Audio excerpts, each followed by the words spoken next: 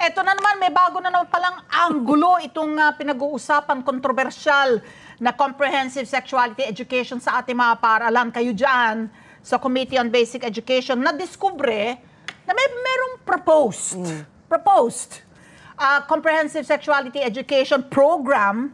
Abay, pinatutupad na pala sa K-12 system. Yun ang napag-alaman kahit na wala pang specific law that has been passed. Tell us about that, and mukhang sa House hearing, ang nakatutuwa dito parang hindi naman dumaan sa committee ni Kong Roman. Tell us about that nga po, Kong. Yes, ang issue po kasi talaga, it came up because merong mga naglabas ng issue tungkol dun sa Comprehensive Sexuality Education Act. Yun po, hindi pa po batas yun. Pero ang sinabi nga, ituturo po sa ating K-12 students. So since hindi naman dumaan sa committee po namin, minarapat na namin na mag-oversight para alam namin kung ano ba itong i-discuss. So nung naimbitahan namin 2 weeks ago, ang Department of Education, ang sabi po nila sa amin, ang kanilang pinatutupad ay base doon sa Reproductive Health Law of 2012. Kasi wala pa namang CSE Act hindi pa yan ganap na batas. So ang sabi nila, RH Law of 2012 ang basihan po nila. At ang sinabi nila sa amin, ang reason po nila, bakit nila implement under Section 14, because nasa batas and because may issue raw on unintended teenage pregnancies. So hanggang dyan, di ba, Ma'am Ali, Ma'am Patty, we are all fine because lahat tayo gusto rin po natin talaga na mabigyan rin po ng sapat at tamang impormasyon yung kabataang Pilipino, yung ating learners, at tungkol sa mga sa pregnancy para maiwasan yung unintended or any teenage pregnancy.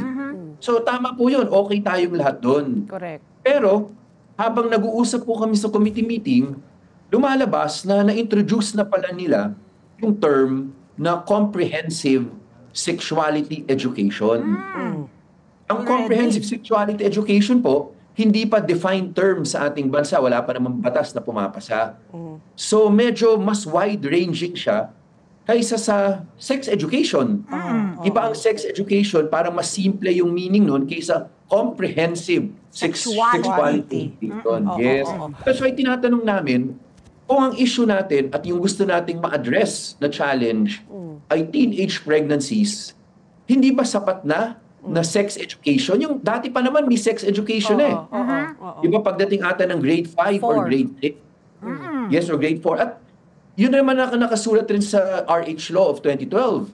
Adolescents lang, ages 10 to 19. So tinatanong namin, bakit K-12? Pangalawa, bakit may bagong termino, yung comprehensive sexuality education, na inadmit naman nila na mas malawak siya. So, because hindi na po siya sa reproductive health lang So ano kinalaman po nun? So my question, Kong Roman, is what did you find, I don't know if, for lack of a better, offensive in what they did?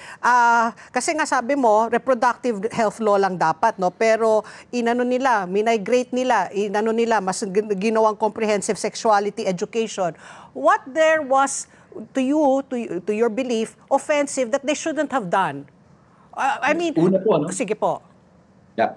First, yung pinaka-basic, I think, is transparency. Kailangan paliwanag po kung ano yung curriculum, ano yung subject or integrated subject na gusto nilang i-introduce. Kasi ang sinasabi nila, maliwanag naman. And we are all for that in order to inform our learners on teenage pregnancies and yung consequences niya.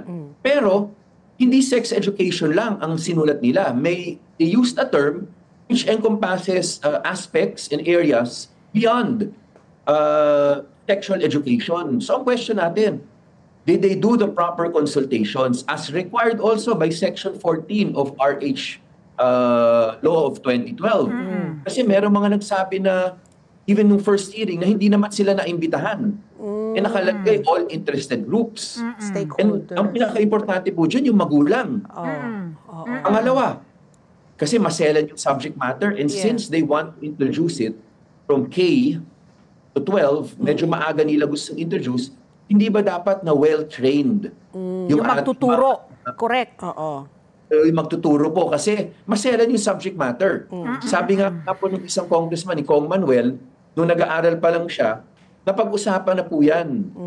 Pero grade 4 or 5 siya. Yeah. Ang sabi nga niya, ay siyempre nung unang na-introducean, medyo nagkatuksuhan sa klase. Pero since magaling yung teacher, naging very objective. And naging maganda yung scientific. pagturo sa kanila. Ang question natin, ngayon mas marami na po ang student population natin. Marami rin po ang teachers natin. Matagal na po na sinasabi nating lahat at sinasabi ng ating mga guro, burdened na sila, overburdened with work. Yes. Ito nag-add tayo ng masela na subject, in-integrate pa natin. So, dabas, yung training, was it sufficient enough? Yun yung mga gusto natin masigurado. Yes, Kasi, again po, no, the moment gawin po nila talaga ito, fully implement, baka yung consequences hindi na natin mabawi. Let's get together. Sunday 25. Sunday 25.